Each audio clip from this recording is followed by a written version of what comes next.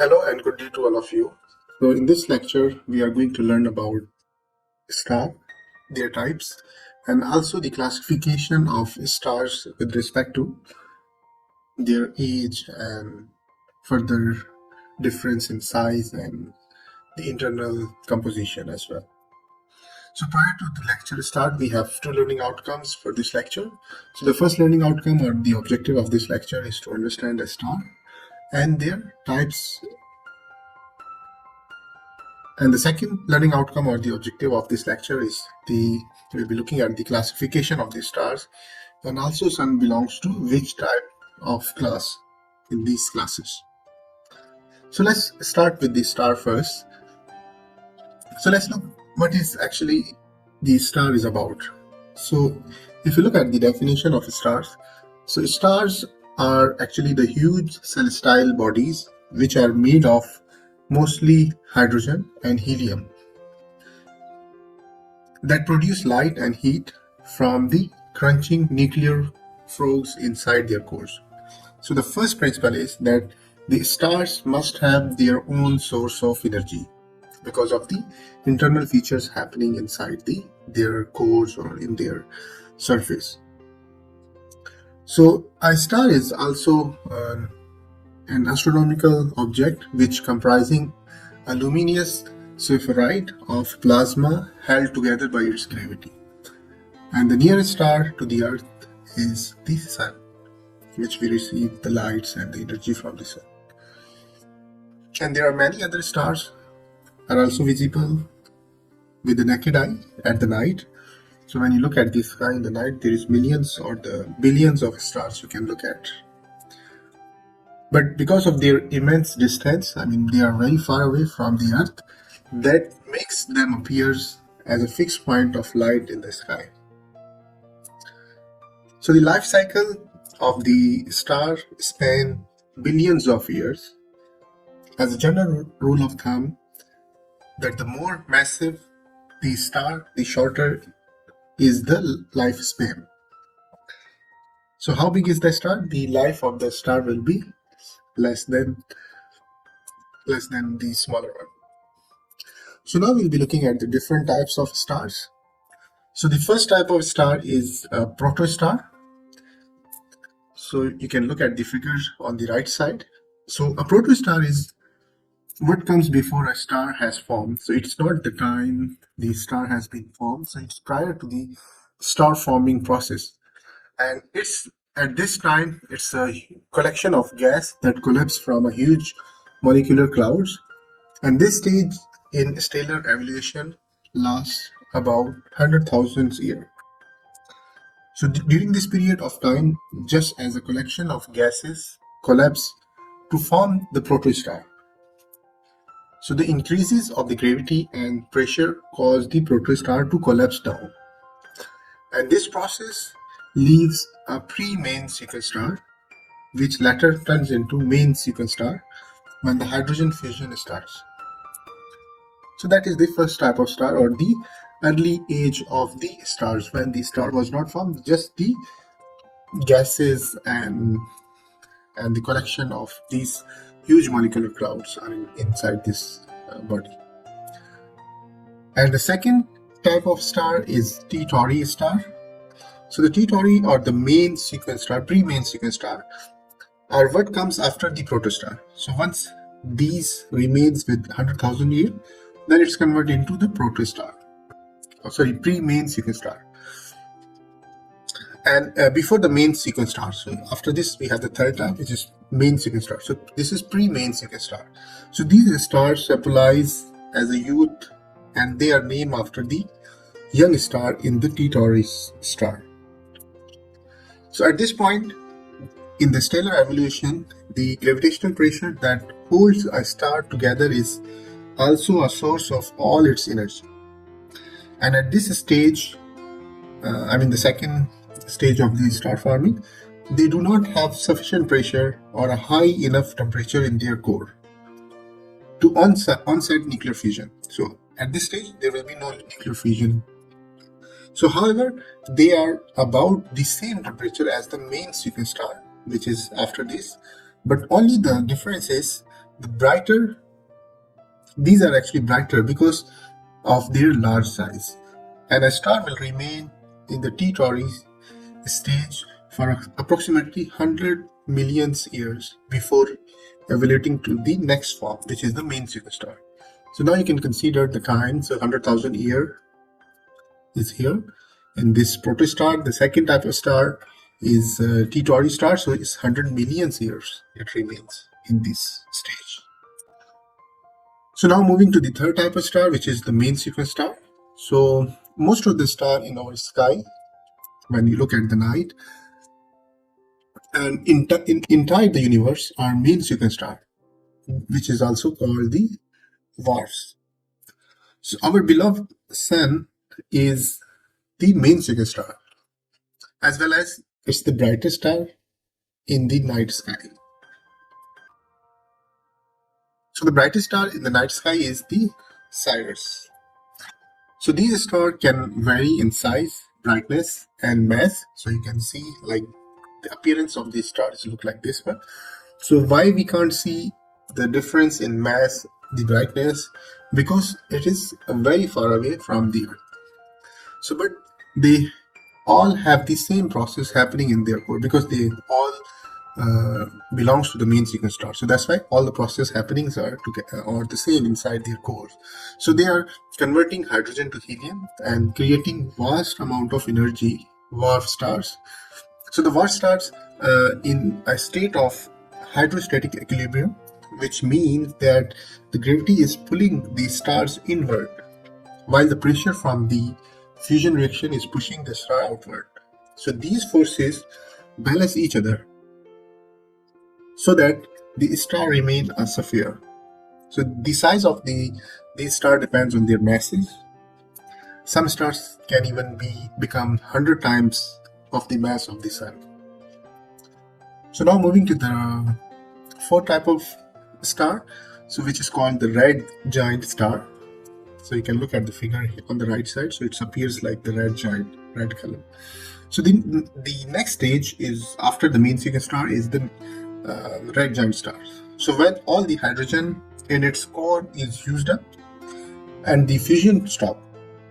So this means there is no longer an outward high pressure to counteract the inward pressure pulling the star toward. Like similar happening was happening in main sequence star, but at the red giant star there is no this process happen. So the life of the stars continue when the shell of the hydrogen around the cores ignite the cause the star to massive increase in size.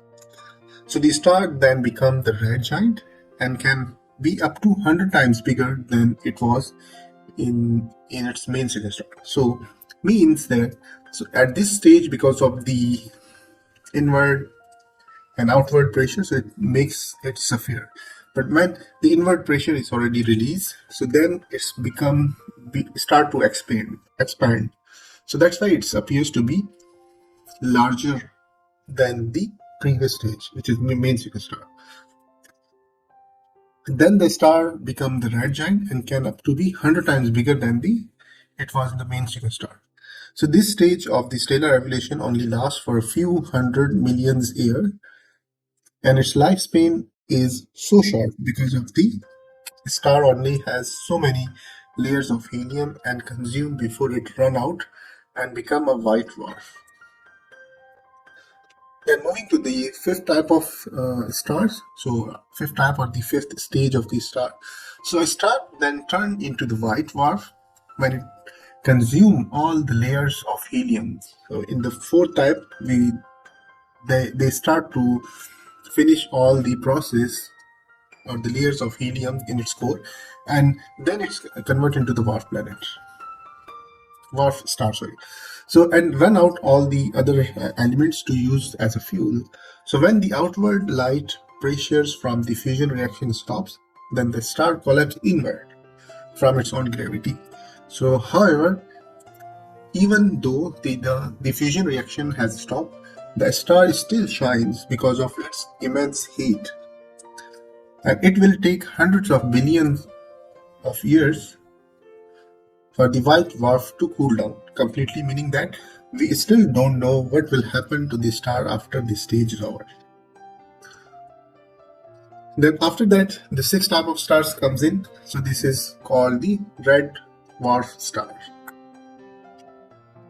So during this type of red dwarf star, so these belongs to the main sequence star group also, and the red dwarf are the most common star in universe, and the mass of these star is so low that they are much cooler than the star like our sun. So they can keep the hydrogen fuel mixing in their core, and therefore they can save their fuel for much longer. Because of this, astronomers estimate that the red dwarf will burn for up to the 10 trillion years. So one of the examples is shown here. So then the seventh type of the stars comes in, which is called neutron star. So these are actually the types also with respect to the time and the process when they are forming from star to end of the life of the star. So when the stars are between 1.35 and 2.1 times the mass of the sun, so these stars don't become a white dwarf when they die. So instead, an immune supernova explosion caused the star death, and the remaining cores from a neutron star forms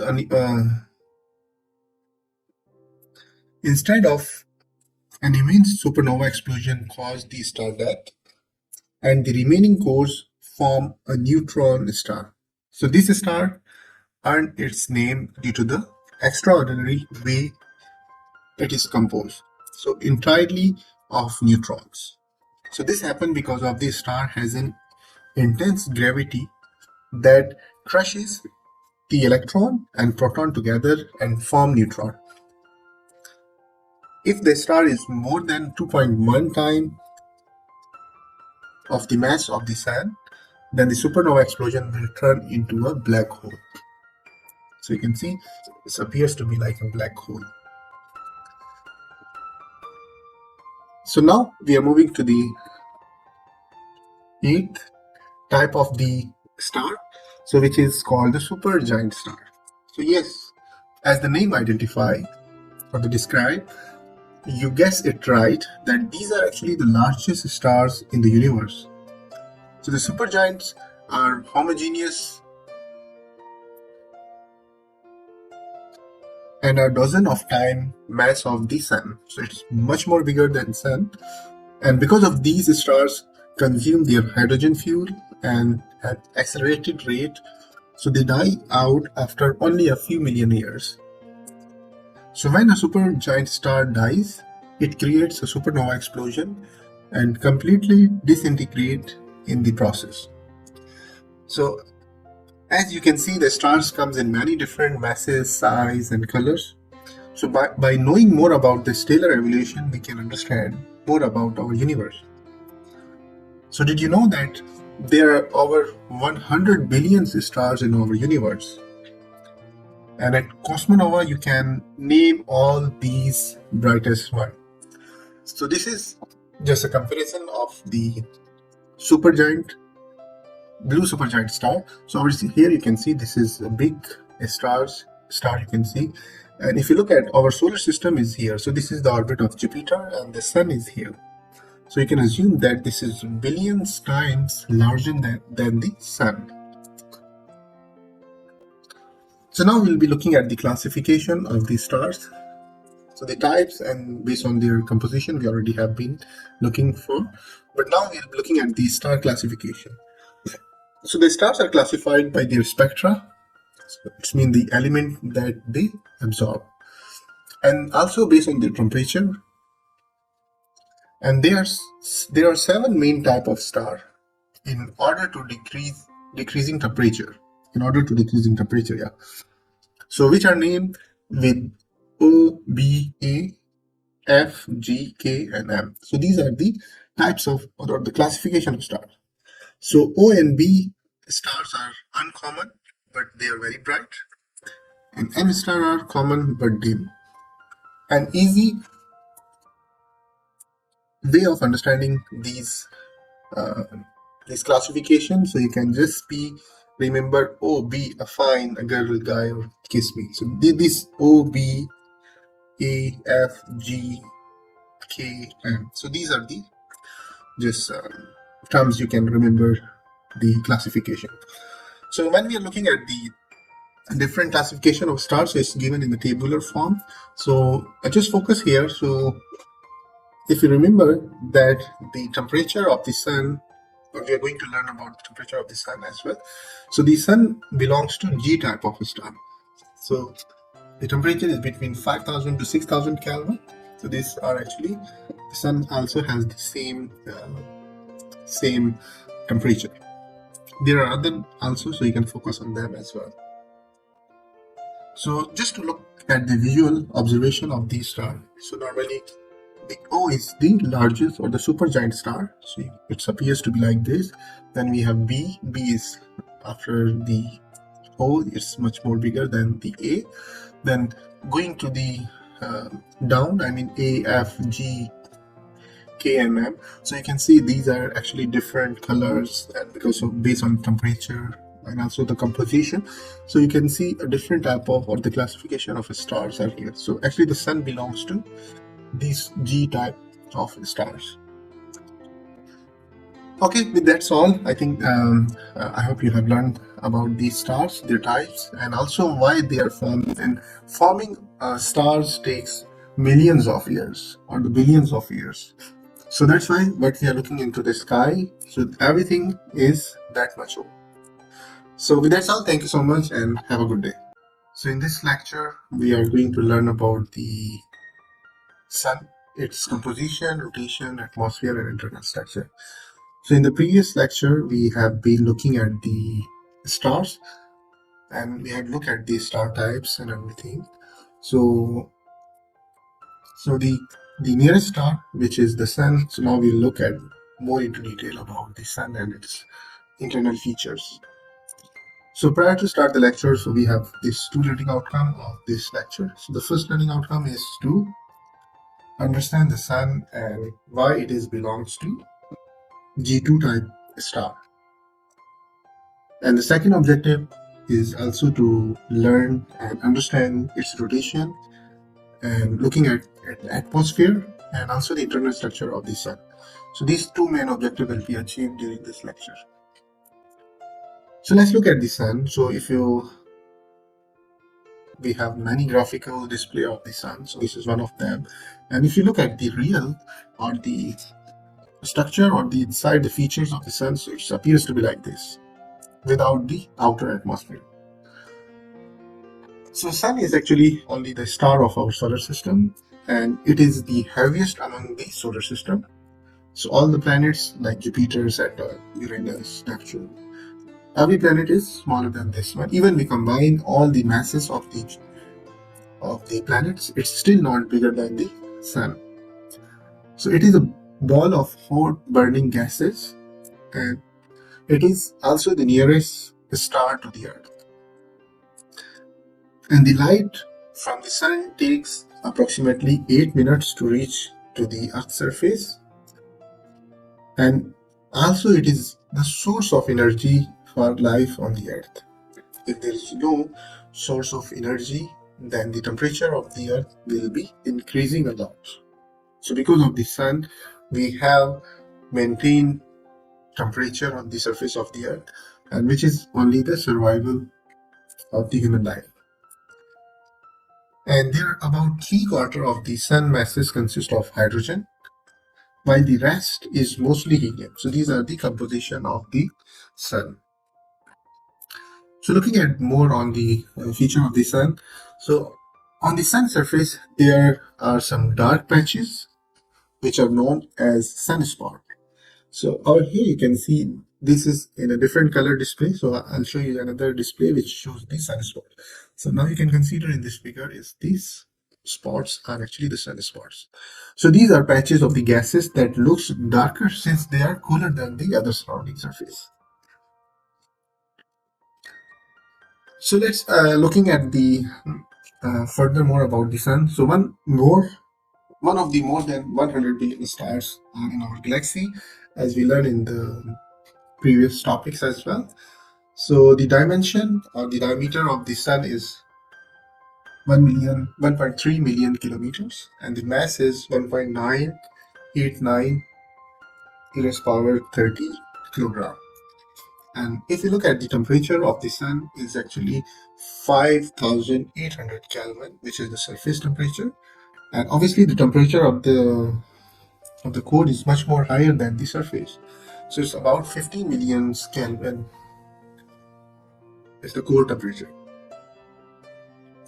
So it's also contain more than 98% of the total mass of the solar system. So Jupiter contain most of the rest. So if you look at the mass, so this is the 99.8% of the total solar system mass is contained by Sun. So as in the previous lecture, we also have looked at the spectral or the stellar classification. So actually there are some classification of the stars, so which are O, B, A, F, G, K, and M. So O stars are the hottest star and M are the coldest star. So it depends on based on the temperature. So O is the hottest, M is the coolest star, and OB, which is O and B, is the brighter. Stars are rare but very bright. Obviously, the temperature is very high, but these are very huge in size as well with respect to temperature and also the size. So, but they are very rare, but they are much more brighter. If you look at the sky in the night, so you will hardly look these stars in the sky. Maybe the much more brighter stars you're looking at, it will be O and B. And focusing on M is there are numerous star, but these are dim star. So if you look at the sun, it actually belongs to the G type star. So that's why it has the moderate temperature rather than the other stars. So as I mentioned, the surface temperature of the sun is 5,800 Kelvin. So if you convert it to the Celsius, so it's 5,526 Celsius. So what are the actually sunspots? So in this figure, you can see these black dots are actually the sunspots. So the temperature of these sunspots is 3,800 Kelvin, or if you look at the Celsius, so it's 3,526 degrees Celsius. So these looks darker. Why? Because there is a huge difference in temperature. 5,800, 3,800. So it's 2,000 Kelvin difference in temperature. So sometimes these are quite huge. Sometimes it's 50,000 kilometer in diameter, and which is caused by a very complicated process, and it's not very well known understood by the astronomer. So most probably it can be, predicted by the interaction of the sun magnetic field in internal magnetic field. So now we look at why the sun is considered as a G2 type star. So as you look at in G, we have multiple categories: G05, G1, G2V, G3, and up to so on. So a star which has about 0.8 to 1.15 solar masses, and the surface temperature is between 5,300 to 6,000 Kelvin. So G type main sigma star is converting the element of hydrogen to helium. It is caused by the mean of nuclear fusion. So this is also the phenomena which is considered by the sun. And G type main sequence star, which mostly the spectral type, G5, and often called is yellow dwarf or the G dwarf stars, is also the main sequence star, which is luminosity class of V5.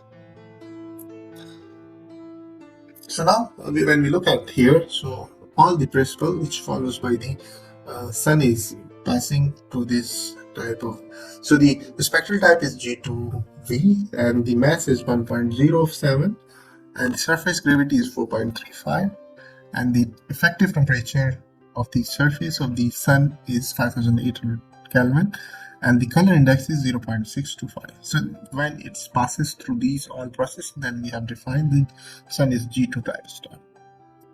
So now we'll be looking at the composition and rotation of the sun. So over here, we just focusing on here. So the composition, as we have already looked at before, so about 71% of the composition of the sun is helium, hydrogen, and 27% is helium, and 1.5% are metals or by masses.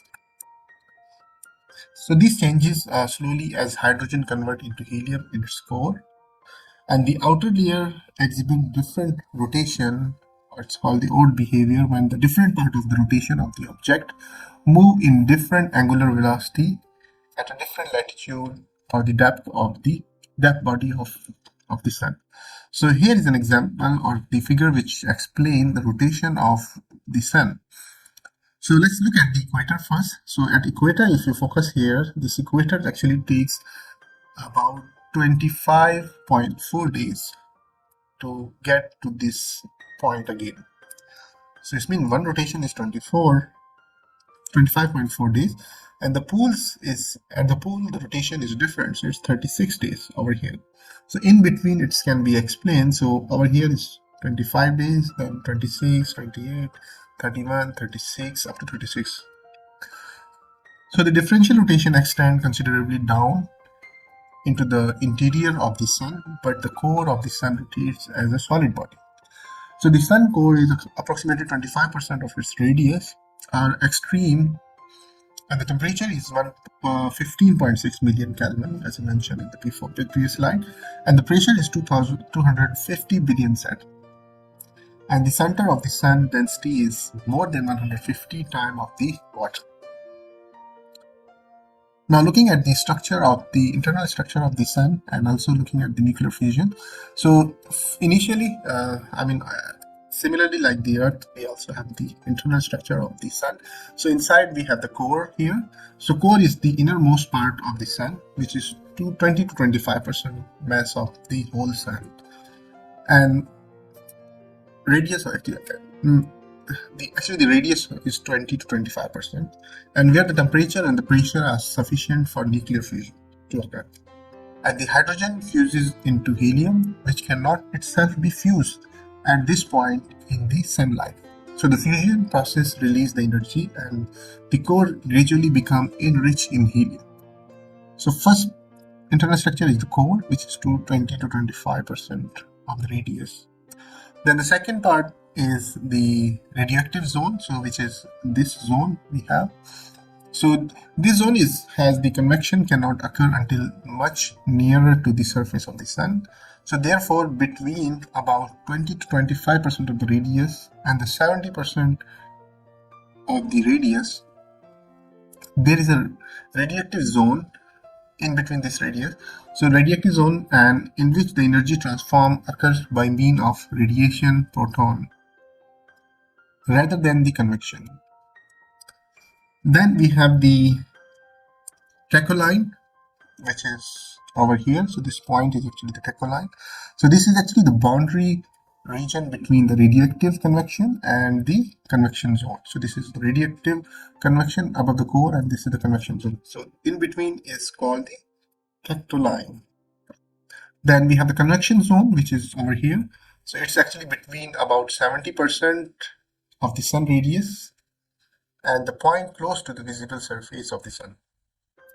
So up to from here, this is 70% up to the surface of the sun.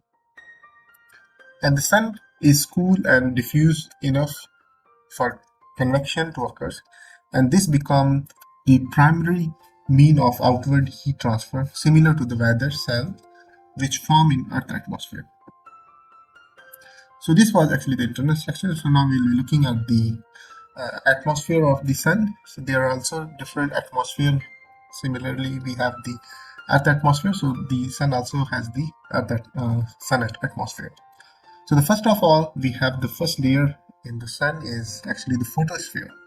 So which is the lowest layer of the sun atmosphere is called the photosphere, so which is over here. And it's about 300 miles or 500 kilometer thick. And this layer is where the sun energy is released as light. Because of the distance from the sun to Earth, the light reaches to our planet is about 8 minutes. So actually the light produced over here. And the second layer of the atmosphere is the chromosphere. So the chromosphere has been divided into two, the lower and upper chromosphere. So this is the smallest region. Small region lies above the color sphere or the photosphere. Then after that, so actually the differentiation of the lower and upper is based on the temperature. So the lower atmosphere or lower chromosphere has 4000 degrees Celsius temperature, and the upper is 10,000. Then the last is the corona. So you can see these are the corona effect or the corona atmospheric layer around the sun. So it is highly rarefied region above the chromosphere, and this is in millions of kilometers in the space. It can consider sometimes quite big layers. So it is visible during the solar eclipse. So when there is a solar eclipse, so then you only can see the layers around the sun is actually the corona. And the temperature of this corona is around 1 into 10 raised power 6 Kelvin, 1 million degree Celsius as well. So this explaining the another figure which can give you the internal structure and the atmosphere together on the left side. So this is the core of the sun. Then this is the radiation zone in yellow color. The orange is your convection zone. Then if you look at this orange layer around the sun is your photosphere. Then above the photosphere you have chromosphere. Then corona appears to be like this green one. And if you look at the structure of the sun, I mean how many features we have and how you can view. So these are actually the different views. So at this view you can look at the sunspot, but at this view you can look at the chromosphere. But once you want to have this appearance of the sun, is the corona will be visible quite actively. So with that's all. I think thank you so much, and I hope you have understand about the sun, and hope to see you again. Hello and good day to all of you. So in this video lecture, we are going to learn about the Kepler's law of planetary motion. So we have looked at the planets and how they are revolving around the sun. So now we will be focusing what are the basic laws of revolving these planets through the Kepler's law. So before starting the lectures, so there are some learning outcome of this part of lecture, or the objective you can see. The first objective of this lecture is to understand the Kepler's law of planetary motions, how the planets are moving with a constant relationship between the sun and the planets. And the second objective of this lecture will be to explain through the graphical example of the planets' movement and their relationship, how they move around the sun. So let's start with the Kepler's and its law. So first let's look at the Kepler's. Who was the Kepler? Actually, in astronomy, the Kepler's law of planetary motions was published by Johannes Kepler. It was published in 1609 and 1619, which was described the orbit of the planets around the sun. So here on the right side have the picture of the Kepler. And actually he published his first two laws about the planetary motion in 1609, and having found them by analyzing the astronomical observation of Tycho Brahe.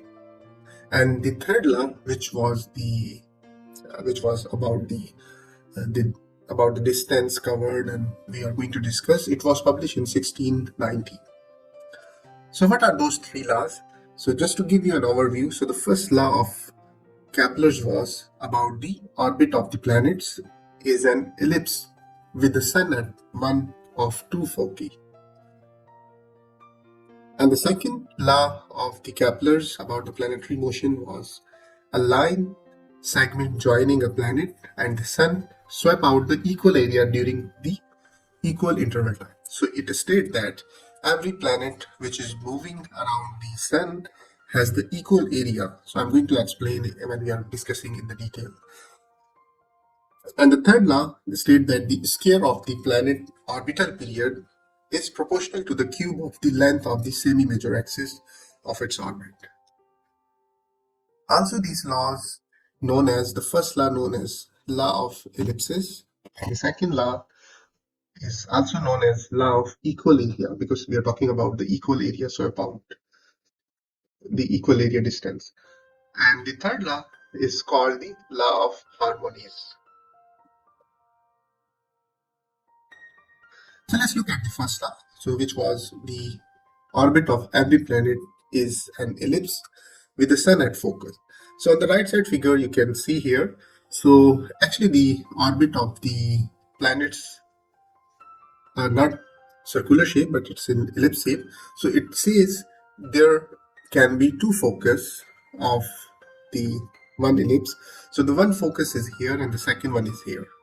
And all the planets which is revolving around the sun are in ellipse shape. So at the time, this was a radical claim. The prevailing belief, particularly in the epicycle-based theory, was that the orbit should be based on a perfect cycle, because most of the things which we look if has the gravity, so it's the circular orbit of the moving object should be in circular.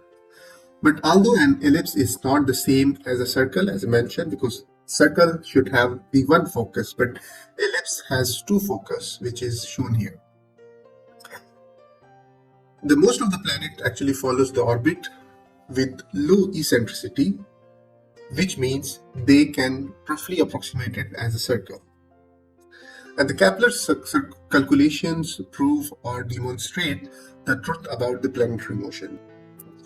So this was about the first law of the planetary motion. So it revolves in ellipses with sun at a focus. So this is one focus and this is two.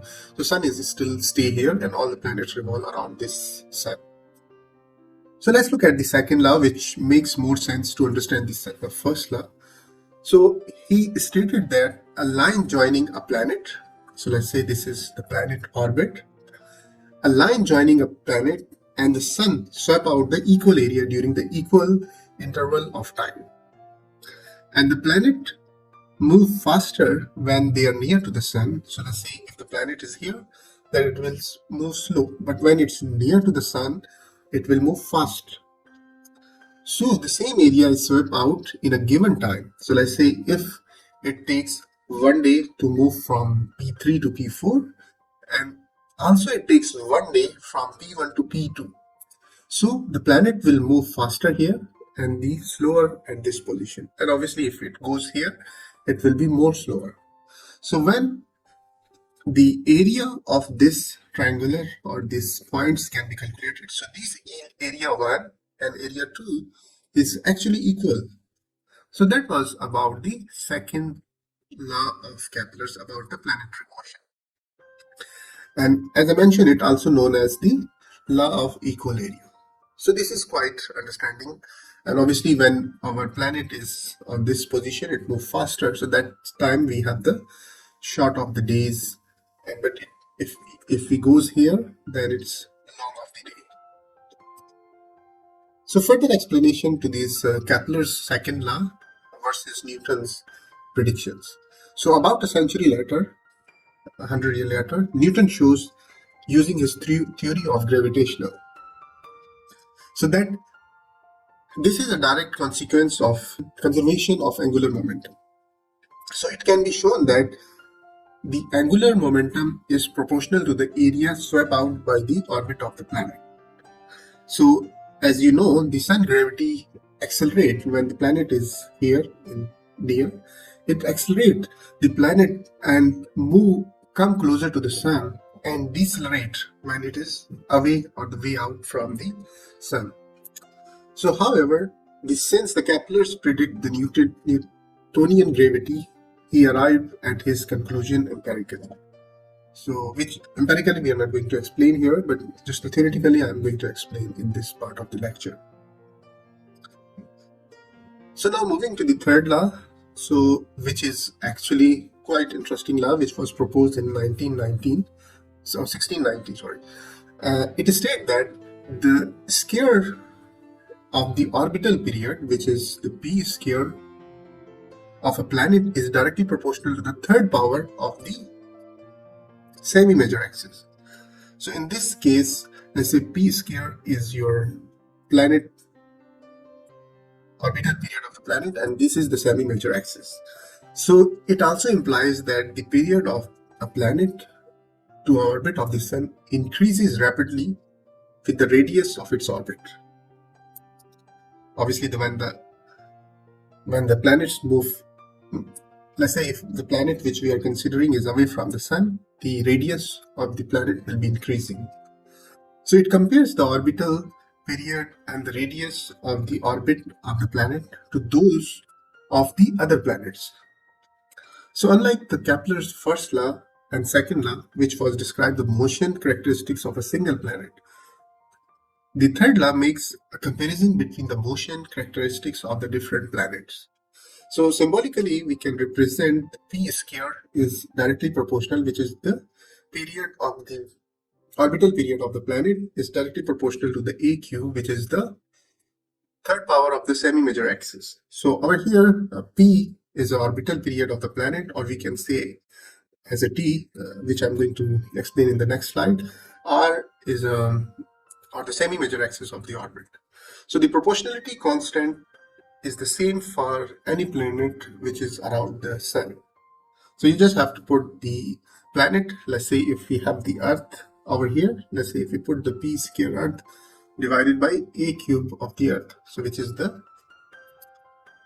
orbital period and the semi-major axis.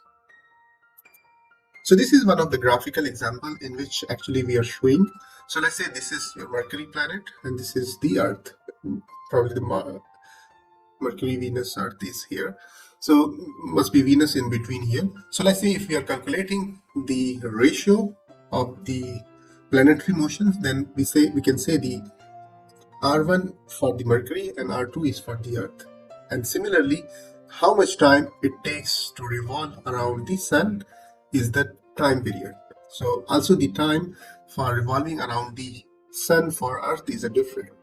So that's the way we have to calculate for each planet. So if you can move to the Mars, Jupiter, Saturn, Uranus, Neptune, so these all can be done here using this relationship. So now this is a table which have been calculated already. So which observe that the t square over r cube ratio is the same for Earth as it is for the Mars, because Mars and Earth is quite closer. But if you look at the other planet, even every planet has the same the t square over r cube ratio. So let's start with the Earth. So let's say Earth has a period in year is actually 1 year. It takes 1 year to revolve around the sun, and the distance, which is in astronomical unit, which is 1 light year. So this is also 1. So when we divide these two and put in this relationship or t square or r cube, so the answer will be 1. So it's the ratio is equal to 1. But if we move closer to the sun, even it takes like 0.24 years to revolve one orbit, and the distance is 0.39 from the sun. So still the ratio appears to be the same. Like Venus, you can see this one, and up to so on, like Mars and Earth has a close relationship. But if you look at all the table around this column, so you can see the ratio like Pluto, Neptune, Uranus, Jupiter, the ratio remains the same. So that's proof that the third law can be implemented, or it has been proven to the all planets. So that's all. I hope you have understand the 3 Kepler's law as a summary, or the introduction of these Kepler's law. Okay, thank you so much and have a good day. Hello and good day to all of you. So in this video lecture, we are going to cover about the solar wind and its effect on the Earth. So before starting the lecture, so we have 2 learning outcomes of this lecture. So the first learning outcome is to learn and understand about the solar wind and what are the source of the solar wind. And the second learning outcome we'll cover to understand what are the causes and effect of the solar wind on our beloved Earth. So before we go into the details, so we have to understand what is a solar wind. So solar wind actually is a wind which blow from the sun toward the solar system. So when we are talking about the Earth, so the solar wind which is coming from the sun, it's come into the orbit of the Earth and affect the magnetic field of the Earth. So what are the source of the solar wind? So actually the solar wind produced because of the magnetic field of the sun. As we know that the solar wind is produced by the magnetic field of the sun. So let's understand the magnetic field of the sun first. As we know that similar to the our planet Earth have the magnetic field, sun also behave a large or the huge bar magnet with its north and the south pole. So we have the north pole here, or I think it's here, and on the other side it's south pole.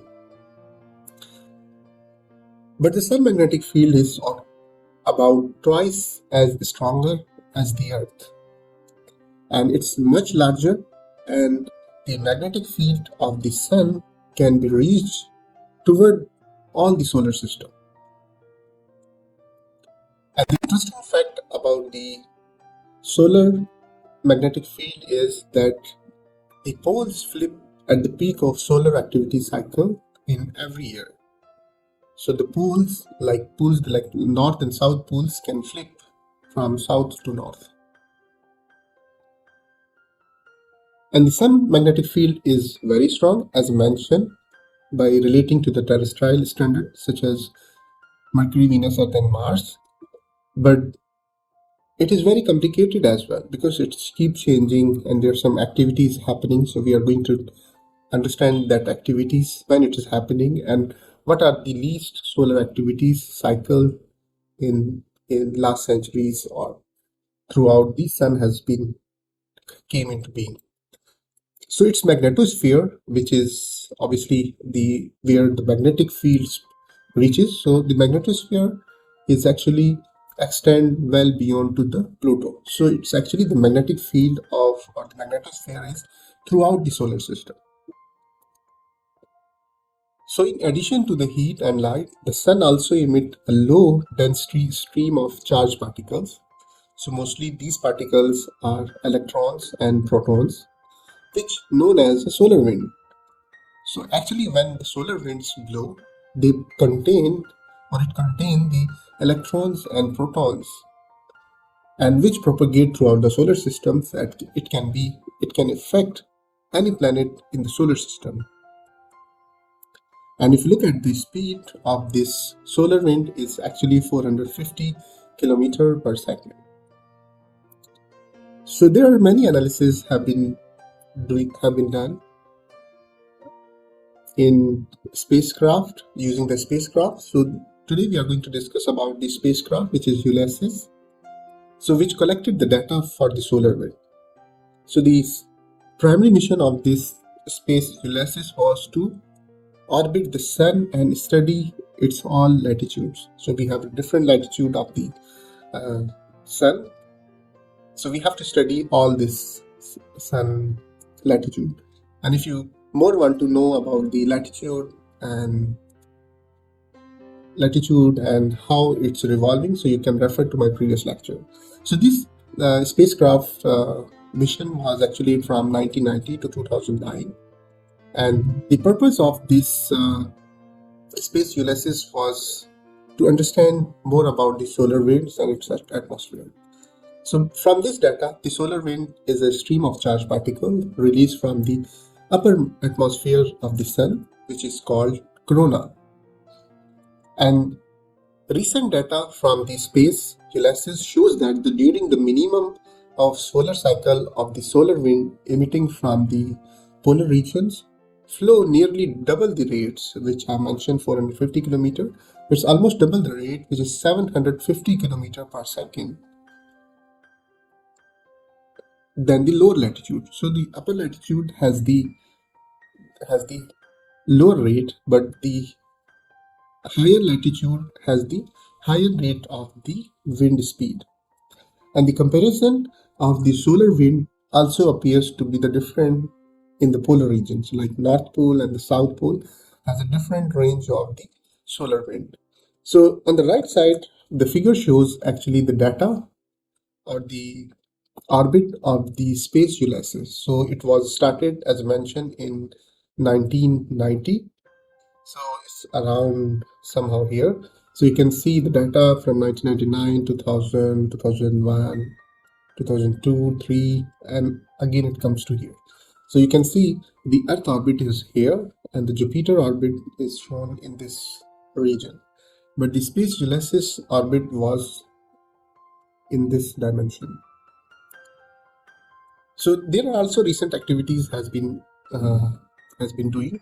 So the recent launch about the solar wind or study the sun, we have the launches like WIND, ACE, and SOHO, which are the spacecraft will study the solar wind further, the dramatically stable vantage point directly between the Earth and Sun, and it's about 1.6 million kilometers from the Earth.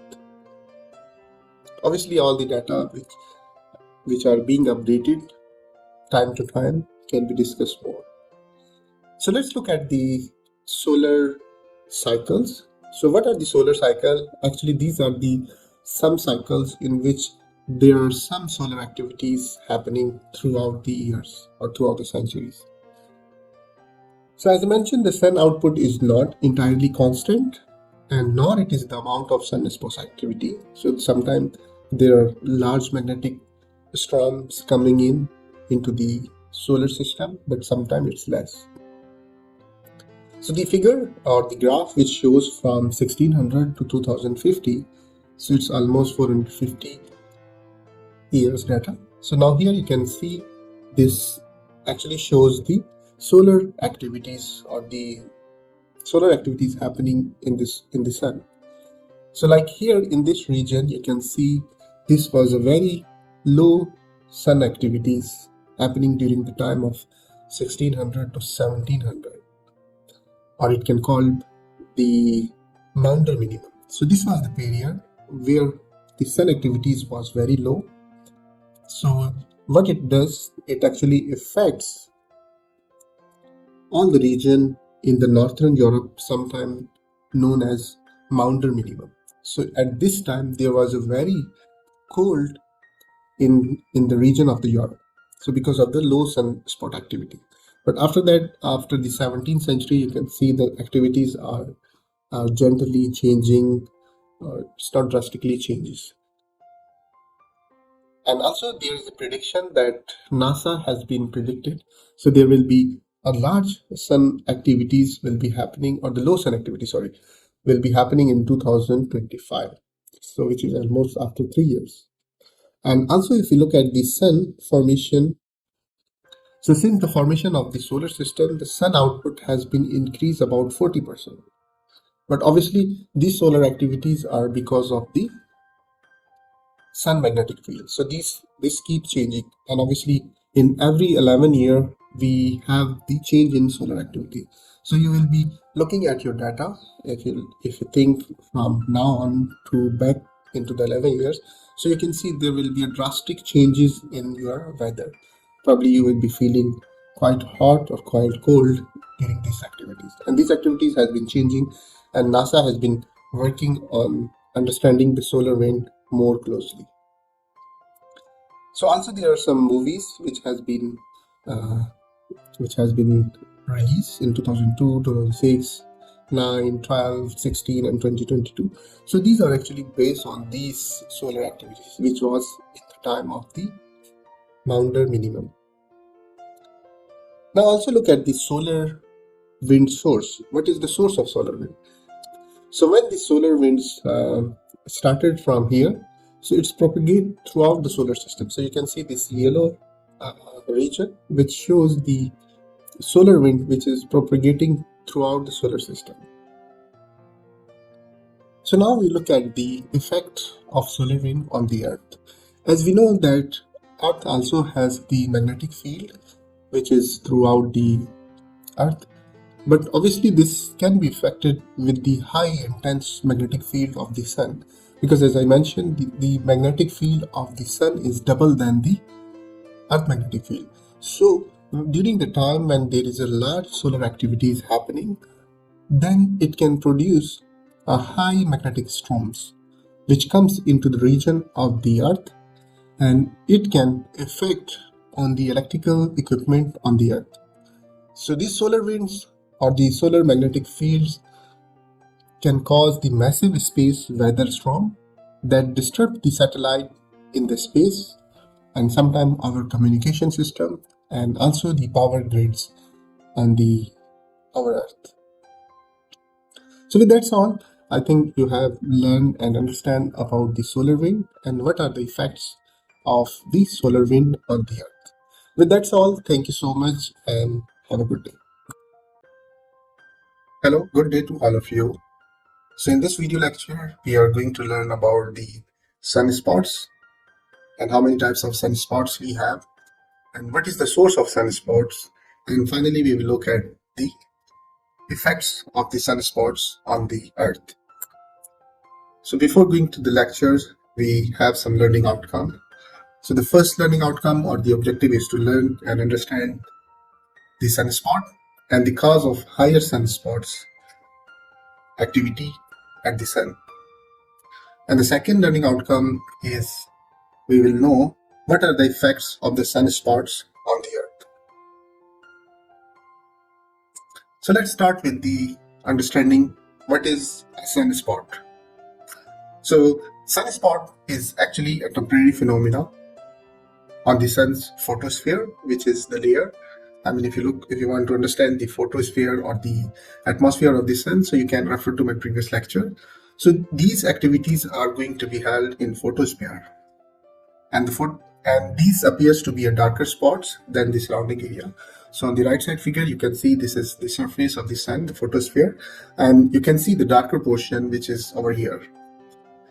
So what are these darker portion is actually the area of the reduced surface temperature caused by the magnetic flux concentration. So that inhibit convections. So you can see the convections produced from here and it goes up to here. And these sunspots normally appears in a pair in the opposite magnetic polarity. So there's another figure which shows the sunspots.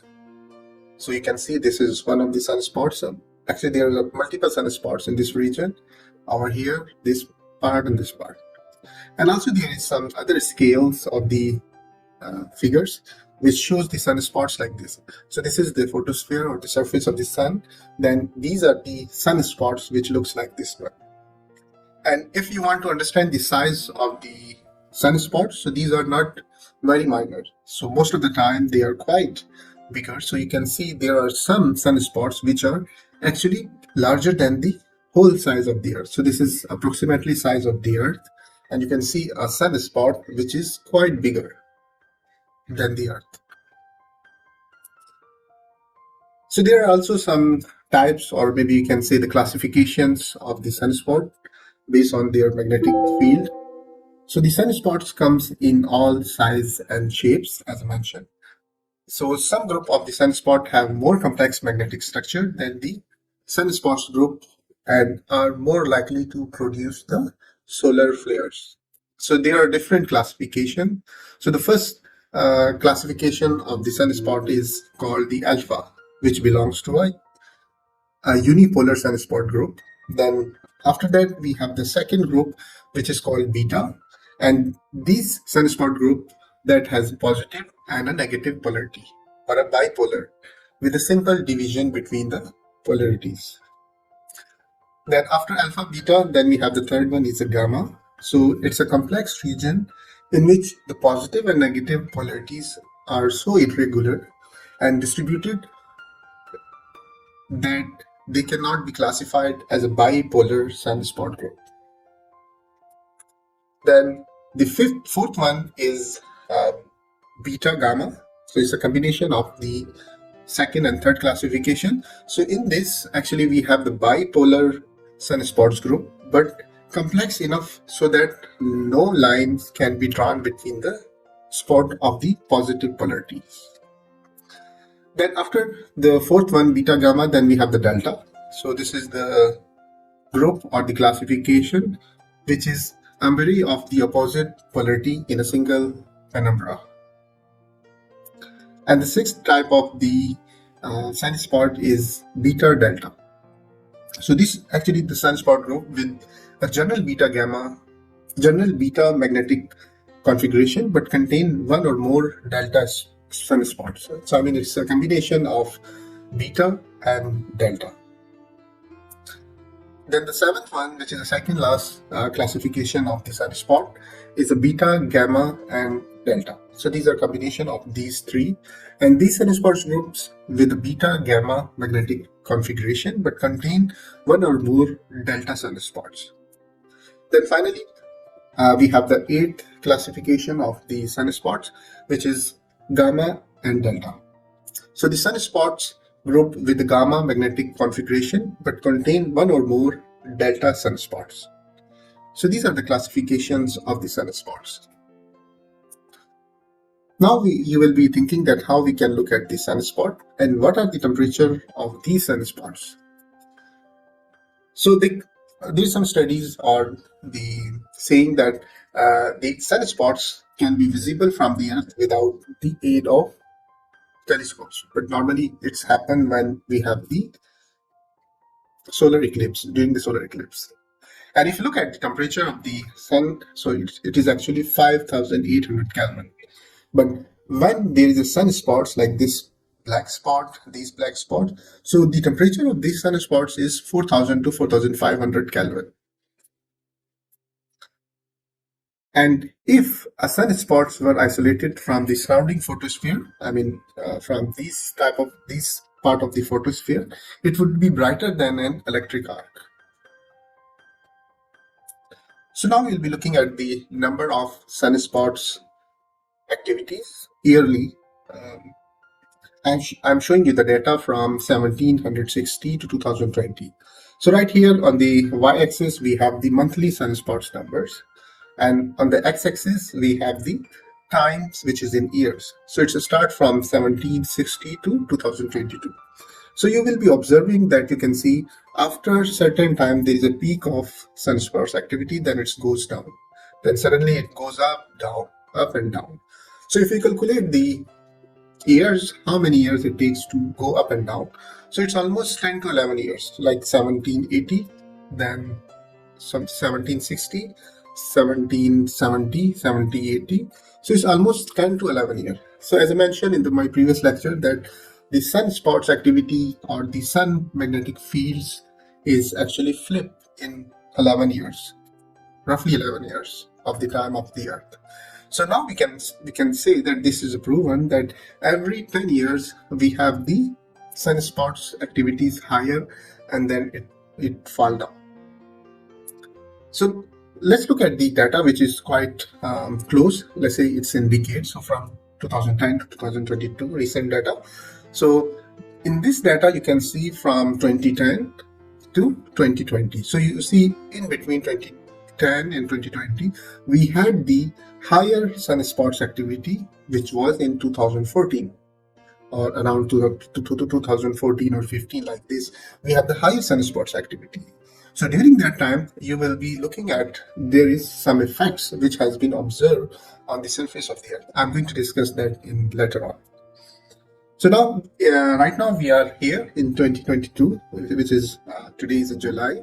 So you can see that the sunspots activities are gradually increasing, and the maximum sunspots activity which will be recorded, it will be around 2025. So now we look at the daily sunspots activity, which is from the very recent data, which is from last month to today. So you can see there are a lot of sunspots activity, which is starting from 27 May. So you can see these activities was below 40.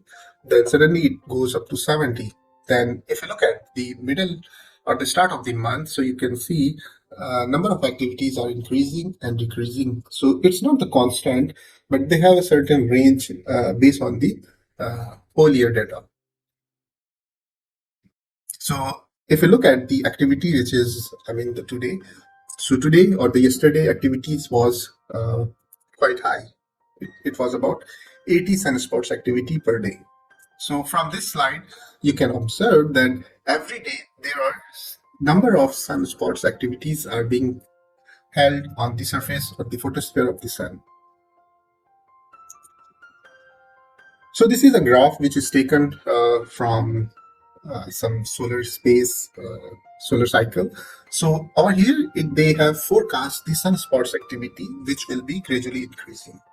So I have shown you the data from 2010, but now we'll be looking from the recent data up to the 2 year after that.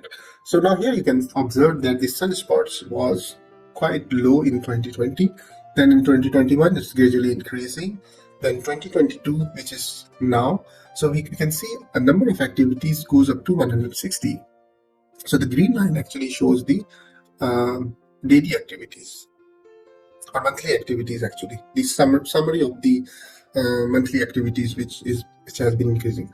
So if you look at the next year, which is 2023, so you can see these still remain the higher solar sunspots activity. So if you look at the 2024, so the prediction is that, or the forecasting is that the sunspots activity is going to be higher and higher. So as up to the 2025, there will be a lot of sunspots activity. So why we are studying these sunspots activities? Because these actually effects on certain equipments and certain life parameters which we are going to use in our daily life. So what are those? So these are the equipment or the summary or the effects of sunspots on the Earth. So as I mentioned that when we have the more solar flare, then there will be a more sunspots activity. So which mean the increasing of the geomagnetic storm activity for the Earth. So this is shown in this figure. It's not the real scale, but you can see this is the sun and this is our Earth. So when there are some sunspots activities, then what are the things will be affected by that? So as a result of sunspots activity, the Earth will experience an increase in the northern and southern lights, as well as the portion of disruption in the radio transmission and power grid. So these are some examples. So you can see the sometime it can damage to the spacecraft electronics and also the solar flare protons which comes into this. And actually these transmission we use for the air travel. So the radiation effect on the avionics systems.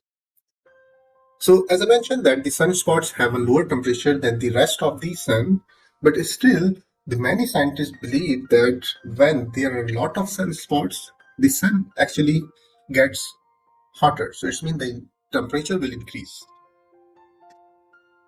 Similarly, if there were more sunspots, the earth might get hotter and there might be less rain and would be result in more drop on the earth. So it means from if we have the more sunspots activity, so it will become more hotter the sun. So because of the hotness of the sun, so the effect will be here. So then there will be less rainy. But as regard the today, if we look at 2020 or 2022, so we have less sunspots activity. So because of that, the temperature is gradually decreasing on the surface of the earth. So that is also one of the reasons. That's why we have the global climate change. So it's happened most of the time in every year. So if you remember in your life, like 2013, 14, 15, so this time was quite hot in the region where you are living. So as a summary of this lecture, so we have looked at the sunspots, how to observe, and what are the size and temperature of the sunspots.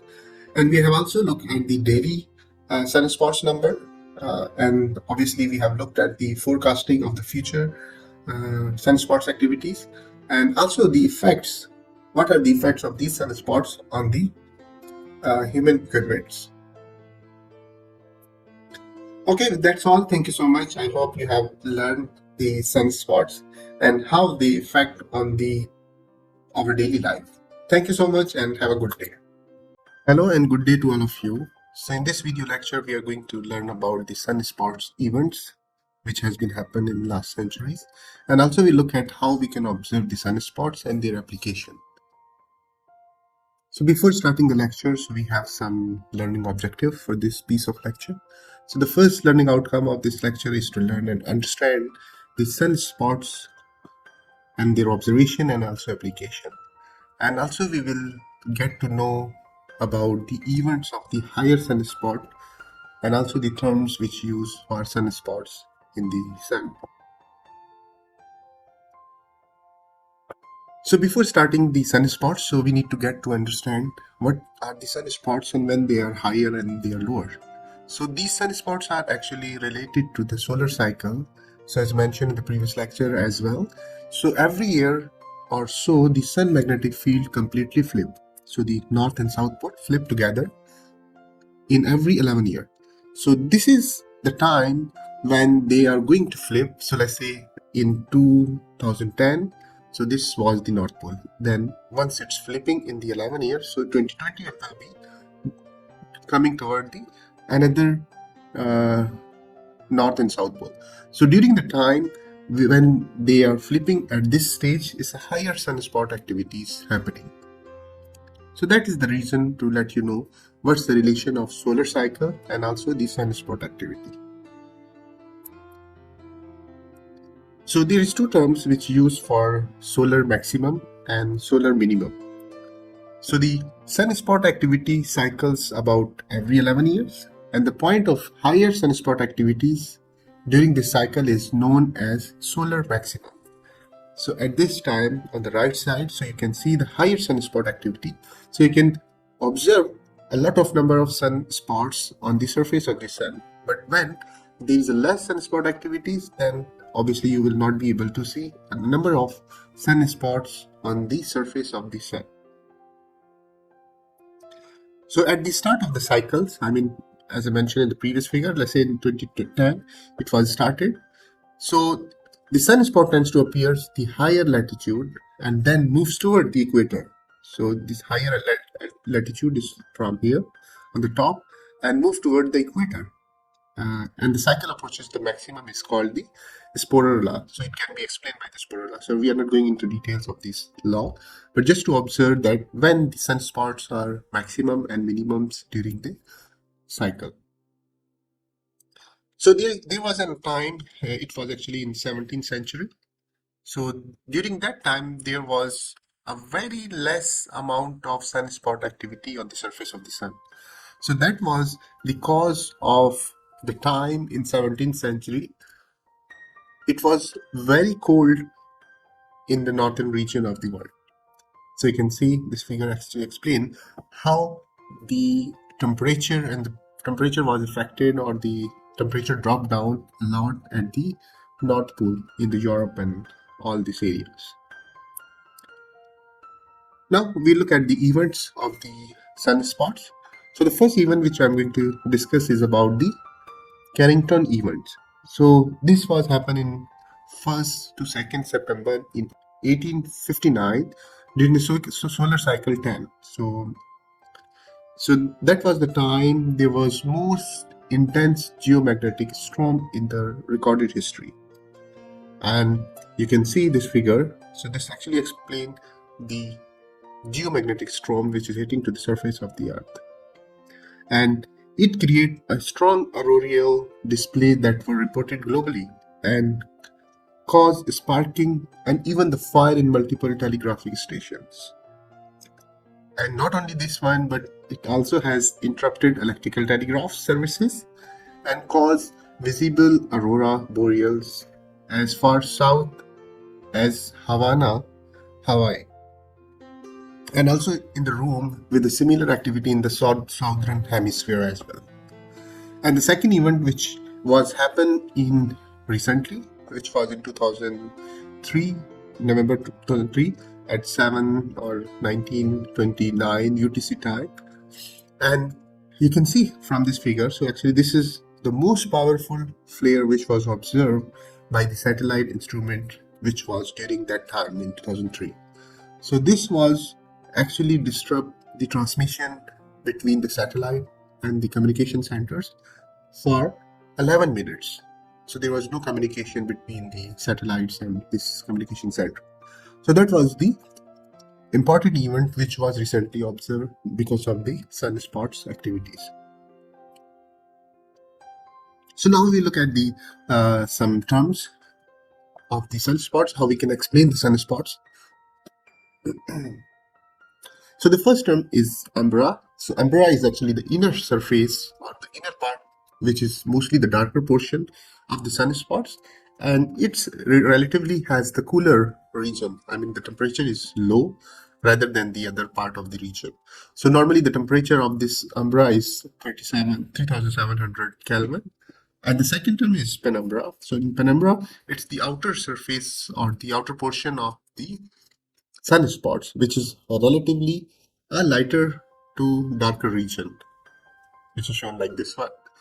And the third term, which is called the pores, and pores are actually the small sunspots. So you can see over here, these are actually the small sunspot and does not have penumbra. So it's actually only contain the umbra like this one. So these are actually in 2500 kilometer across and lighter than the sunspots umbra. So these are the three terms which normally can explain a sunspot. So now we look at the observation of the sunspot. So sunspots are observed with the land-based solar telescope as well as one on the Earth orbiting satellite. So these are two things which we can observe.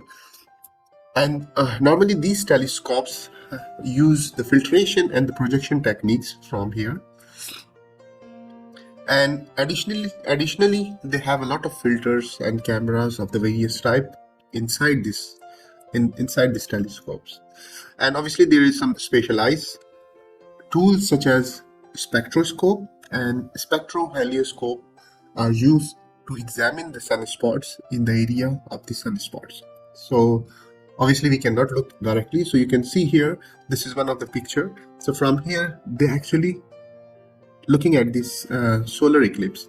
So this part is toward the sun, and over here you can see this solar eclipse can be observed on the sheet of the paper.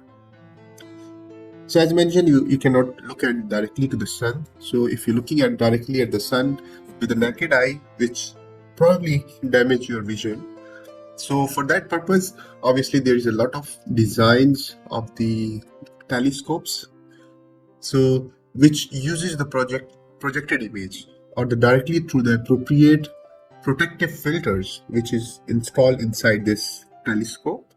And the small section of every dark filter glass, such as number 14 welder glass, are sometimes implied in latter capacity. So you can see this is actually the telescopes. So this is the vision. From here you can look at the sun, and this is toward the sun. And this is a big picture of this one, and with the example of the person, he's looking at the sun. So this is toward the sun, and he's not actually looking directly to the sun. So there is a lot of filters which comes and bring the image of the sun to this place, and that can be observed by the human eyes. So this is a close picture of the sunspot, which is used the ultraviolet lights, and it was taken from the spacecraft trace. So you can see a lot of things are happening here. So you can observe this is a region where a lot of magnetic storms and activities, hot and cool activities are being happens at this place. So now we look at the application of the sunspots. So what are the application of the sunspots? So as I mentioned, these sunspots are caused by the magnetic change in the sun pools. So due to their link to other kind of solar activity, sunspots can be used to predict the space weather. Obviously, then when there is a magnetic storm and there is a lot of sunspot activity, high magnetic storm, then obviously we can look at the space weather. So these space weather can be used to predict the condition of the shortwave radio wave propagations and also the satellite communication. So obviously when we are sending some space exploration, satellites, the communication system, and also it's related to the aviation and electric powers, and also some sort of GPS. And also we can observe during this sunspots, aurora boreals on the northern hemispheres. So this is the first application, and also we have another application which is called the global temperature on the Earth. So there was a geologist named as Don Easterbrook, and actually he claims that there is a cause and effect of relationship between the sunspots activities and the major change in the global temperature on the Earth.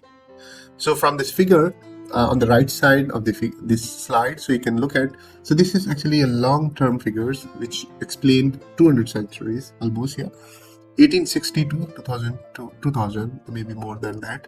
And so you can see the curve of the temperature, which is on the red colors, and this is the average actual temperature curve. And over here we can see the sunspots, which how many number of sunspots we have. So if you look and compare these sunspots, so from here, these was the 50 sunspots, then gradually it's going down. So then you can observe the temperature is also going down. But when the temperature, the sunspots are being higher here, so you can see the temperature is becoming higher as well. But at this region, like in this century, the temperature is still going higher. So he stated that the cumulative number of activities is making the sun more hotter than it was yesterday or maybe in the previous time. So that's why when we have the cumulative sunspot activities, so it's making the rise of the temperature of the sun. And also obviously when the temperature is rising on the sun, then obviously it will be affecting the temperature of the earth. So that's the case he presented, and it actually turns to the global warming and the sunspot activities. So relating these two together. So now we look at the sun death. So what do you think when the sun going to die? So obviously when the sun was formed, which was about 4.6 billion years ago, and it was actually 30% dimmer than it is today or at present. So at the time of the next 4.8 billion years, the sun will be about 67% brighter than it is today. So when it's going to die, obviously when it's becoming more brighter, I mean, obviously when there is a lot of activities on the sun and magnetic storms probably, so that makes the death of the sun. So you can comment on the section that when do you think the sun is going to die. Okay, that's all. Thank you so much, and I hope you have learned something about the sunspots and what is the application of the sunspot for our human life. Okay, thank you so much and have a good day.